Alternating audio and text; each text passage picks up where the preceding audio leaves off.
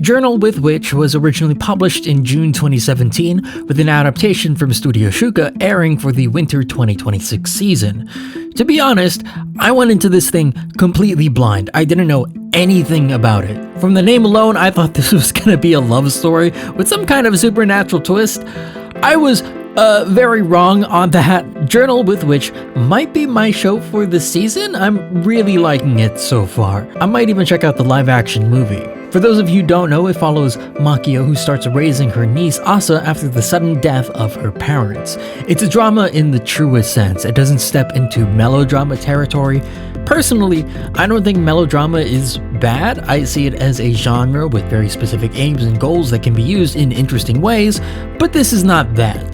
The focus is on small emotions, not big ones. Considering that one of the leads, Asa, has lost both her parents, I was expecting for this to be a story about grief, and it is, just not in the way I was expecting. I won't go into major spoilers, you should definitely check this out for yourself if you haven't already, but I want to highlight one of the major visual metaphors that the story uses.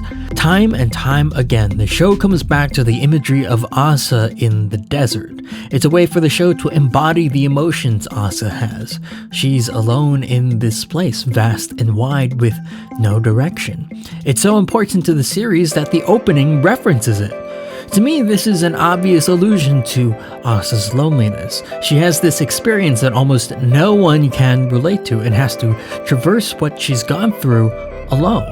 What's interesting is that Makio intrudes on that space every once in a while, and how she does is interesting. You'd sort of expect Makio to be this savior figure, the adult who steps in to guide Asa through her struggles, someone who can bring her out of the desert. But the story is very careful not to frame Makio in those terms. When Makio appears, she does so as a fellow wanderer, just like Asa.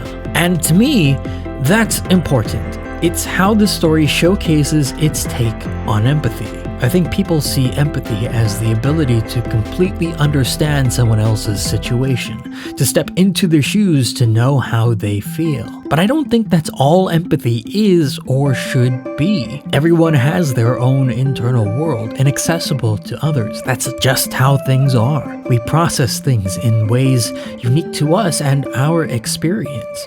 That's just the reality of things. What the show does then is accept that reality. Makio doesn't empathize with Asa by taking her place and guiding her out of the desert.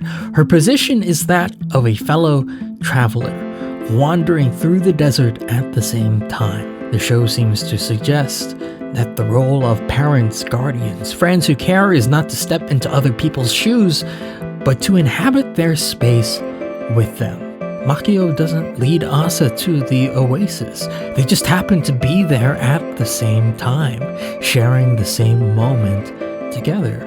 We have our own deserts we inhabit. We are alone in our thoughts.